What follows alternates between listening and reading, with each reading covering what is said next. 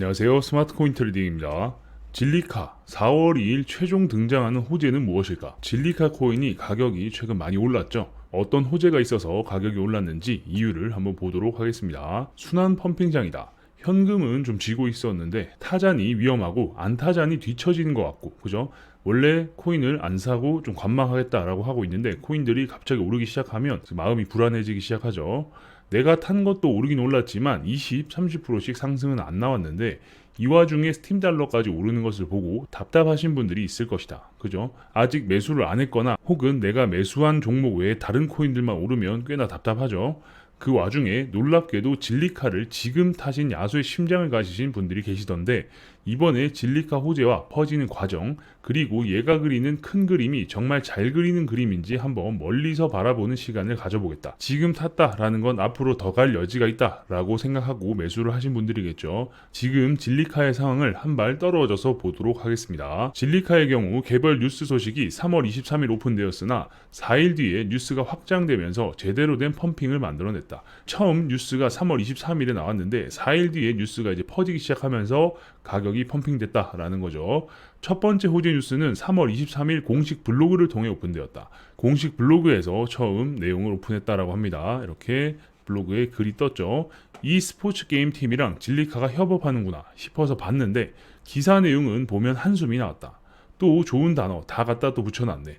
P2E NFT, 웹3 레이어 1 이 평이 낮게 깔리면서 재단에서 오픈하는 호재 뉴스 정도로만 생각했다. 그렇죠. 이렇게 지금 최신 이슈가 되고 있는 단어들은 다 갖다 붙여놨네요. 그죠? 그리고 이제 비트코인도 그렇고 코인들이 바닥을 여러 번 찍으면서 이동평균선이 이렇게 꺾이기 시작했던 시점이었어요. 그런 시점에 그냥 재단에서 오픈한 호재 뉴스 정도로만 보셨다라는 건데 e스포츠, NFT, 메타버스 떡밥으로 쓰기에는 제공한 회사들의 인지도 또한 부족했으며 국가 또한 중구난방이라 매드라이언스, 미친 사자, 스페인, 닌자인 파자마스, 스웨덴, 알랄큐, 인도네시아 이런 정말 교집합 없는 국가들과 이런 팀들이 있네요. 그죠?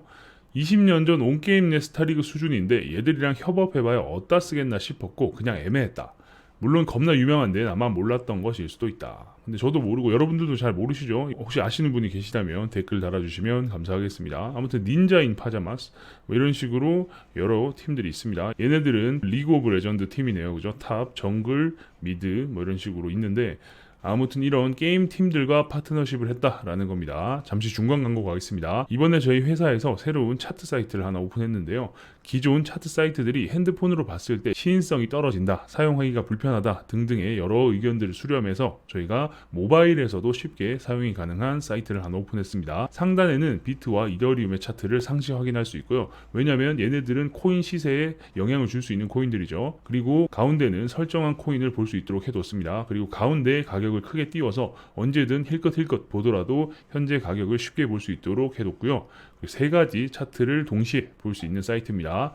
가장 아래는 실시간 뉴스를 볼 수 있는 공간이 있는데요. 중요하다 싶은 뉴스는 터치를 해서 상세 페이지로 들어가서 뉴스를 확인할 수 있습니다. 지금까지는 뉴스 사이트 들어갔다가 차트 사이트 들어갔다가 왔다 갔다 하면서 차트를 보고 뉴스를 보고 하는 번거로움이 있었죠. 그런 부분을 아주 쉽게 해소할 수 있는 사이트라고 보시면 되겠습니다.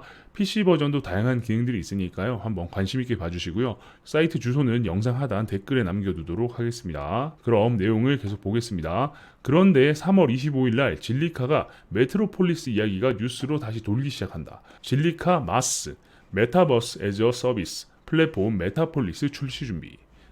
이제 진리카의 의도가 보이기 시작했다. 아까 세계사와 파트너십 하는 건 진리카 지들이 만든 플랫폼과 같이 선행 연동해보기 위한 테스트베드 역할을 하는 것이었다. 요즘 NFT 만들어 찍어내는 것은 돈 50만 원만 주면 외주로 떡을 친다. 그죠? 요즘은 뭐 개나 소나 다 만들죠. 더구나 팀 3개 찍어서 NFT랑 메타버스 한다는 걸 호재로 뿌리는 것은 플랫폼으로서의 성격을 버리고 소소한 호재나 뿌리다 먹튀하겠다는 것과 다를 바 없다. 하지만 여기서 등장한 마스라는 것은 조금 성격이 다르다. 그죠? 단순히 뭐 NFT 찍어가지고 이렇게 소소한 호재 뿌리면서 가격을 상승시키는 건 먹튀를 하는 것과 다를 바 없는데 여기서 등장한 마스는 좀 다르다라는 겁니다. 그러니까 이 메트로폴리스를 이야기한 건 좀 다른 성격의 호재 발표다라는 거죠. 스파이더 노웨이 홈으로 한번 예를 들어보겠다. 스파이더맨 여러분 잘 아시죠? 기존의 스파이더맨 영화에서는 당시 판권을 가지고 있던 애들을 기준으로 세계관이 꾸며져 있었다. 그래서 이번처럼 스파이더맨 3명이 동시에 영화에 등장할 수 없었다. 그런데 지금 진리카가 시도하려고 하는 것은 이런 것과 비슷한 시도다. 그러니까 전부 다 나와서 한 번에 영화에 이렇게 출연할 수 있도록 한다라는 거죠. 그래서 디센트럴랜드나 샌드박스의 경우 지정된 곳에서 땅을 사고 팔면서 그 위에 3D 폴리곤과 기능을 얹어서 자기 브랜드 홍보와 기능을 제공했다. 그래서 내가 삼성이든 LG든 애플이든 얘들의 메타버스에 들어가기 위해서는 땅을 사야 했다. 이게 핵심이죠. 랜드를 사서 여기서 무언가를 짓거나 할 수 있는 그런 기본적인 구조가 그렇다라는 거죠. 그리고 내가 특정 기능을 넣으려 해도 이건 안 돼요. 이것도 어긋나요. 더럽고 안 곱다. 그러니까 땅도 사야 되는데 땅을 가지고 있다고 해서 내가 이것도 하고 저것도 하고 막 마음대로 할 수가 없다라는 거죠. 여기서 등장한 진리카 마스의 경우는 짜잘하게 1,000만원짜리 땅을 5개 사서 삼성 스토어 메타월드점 이렇게 내는 게 아니라 내가 하고 싶은 만들고 싶은 메타버스 행성, 도시 뭐든 꾸밀 수 있는 것이다. 삼성월드, LG월드 사업주는 서비스, 이미지, 기능에만 집중하면 되는 것이다. 그리고 이걸 하나의 메타버스에 연결할 수 있게 진리카가 도와주는 것이다. 비용은 NFT랑 메타버스 쪽은 사업주가 알아서 쓴 만큼 종량제 가격으로 각자의 공간을 꾸려나가면 된다. 이거 참 재밌죠. 땅이 필요한 게 아니라 뭔가 공간을 종량제 형태로 살 수 있고 이렇게 제약 없이 내가 가지고 싶은 땅이 됐든 뭐가 됐든 종량제로 내가 만들고 싶은 걸 만들 수 있다라는 거죠. 그래서 사업주는 서비스, 이미지, 기능에만 집중하면 되고 그래서 열심히 꾸미면 이런 것들을 하나의 메타버스에 연결할 수 있도록 해준다라는 거죠. 그러면은 기존의 디센트럴랜드나 샌드박스처럼 땅을 사서 그 위에 뭔가를 만들고 얘네들의 기준 속에서 뭔가를 하는 게 아니라 아예 새로운 나름대로의 메타버스를 구현할 수 있다라는 거죠. 그렇지. 이게 합리적이지. 그죠? 여러분들이 생각해도 그렇죠. 뭔가 내가 하고 싶은 게 있어서 돈을 썼는데 뭐 이것도 안 된다 저것도 안 된다라고 하면 사실 돈 쓰고도 좀 찝찝하죠. 물론 유명한 곳은 어쩔 수 없이 지점을 내긴 내야겠지만 그죠? 당연히 유동 인구가 많은 강남역 같은 곳에는 당연히 비싼 월세를 주고 매장을 내는 것과 같은 맥락이겠죠. 일반적으로 기업은 남이 정해놓은 한정된 제한 속에서 땅 장사를 하는 게 아니라 본인이 하는 기업 활동으로 더 합리적으로 돌아가도록 블록체인을 활용하거나 블록체인으로 홍보를 해서 매출 높이는 게 목적이니까. 그렇죠. 본인들이 하는 이 기업 활동, 그러니까 본인들이 뭔가 제조업을 하든 뭐 서비스업을 하든 무언가를 하든 간에 본인들이 하던 그런 기능으로 돌아가야 되는데 얘네들이 만들어오는 이 땅의 가치가 올라가서 땅 장사를 하는 건 아니죠. 땅 장사를 하기 위해서 삼성이 디센트럴랜드에 땅을 사서 뭐 삼성 서비스를 오픈하고 뭐 이런 건 아니죠. 그죠? 홍보의 목적이지 땅 장사를 하기 위함이 아니다라는 겁니다. 그래서 본인들이 하는 기업 활동이 더 합리적으로 돌아가도록 얘네들이 이런 걸 잘 해줘야 된다. 라는 거죠. 이 목적에 맞게, 목표에 맞게 이런 서비스를 해줄 수 있으면 더욱 좋다. 라는 겁니다.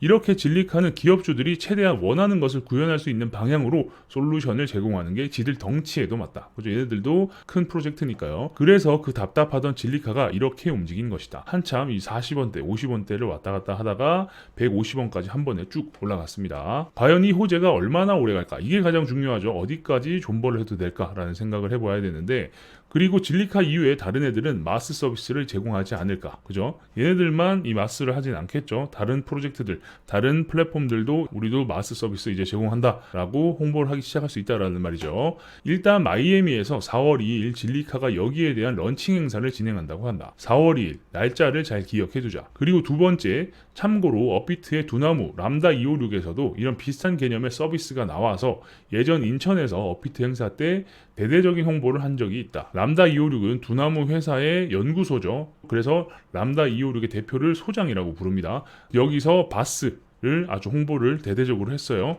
대충 기억하기로 하루에 몇 억을 때려 넣은 행사였다고 기억한다. 가수도 오고 사람들 많이 왔겠죠. 블록체인 바스 기업 람다 256 시리즈 B 2차 투자 유치. 그죠?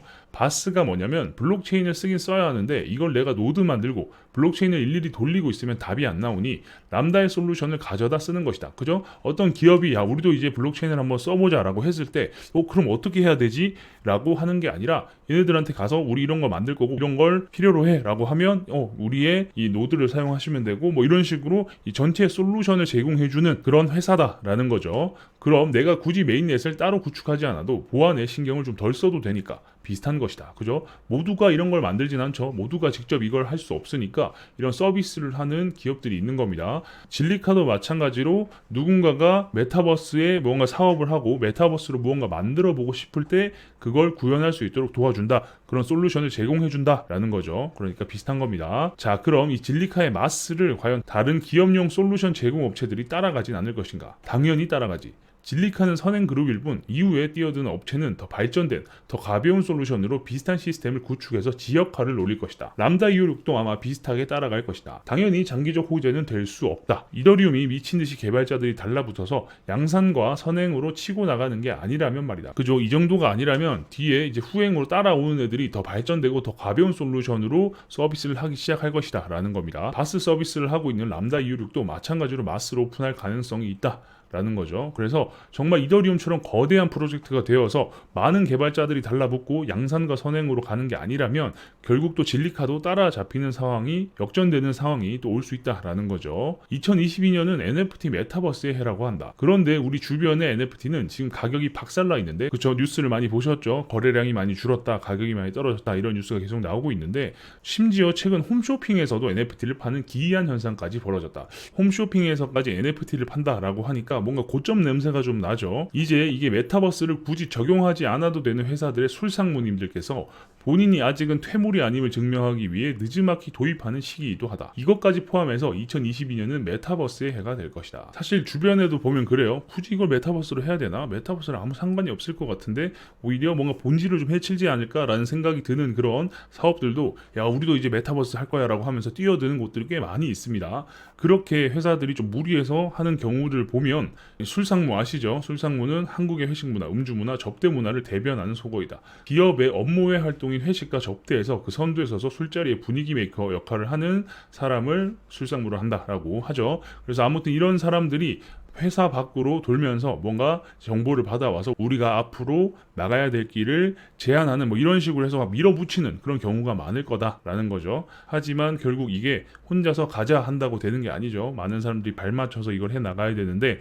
쉽지 않을 수 있다. 뭐 물론 이런 술상무님들께서 진리카의 이런 솔루션을 사용하게 된다면 좀 쉽게 접근할 수도 있겠지만 아무튼 굳이 이렇게 메타버스 아무 상관이 없는 그런 기업들까지도 메타버스 한다고 난리죠. 그렇기 때문에 올해 2022년은 메타버스의 해가 될 것이다 라는 겁니다.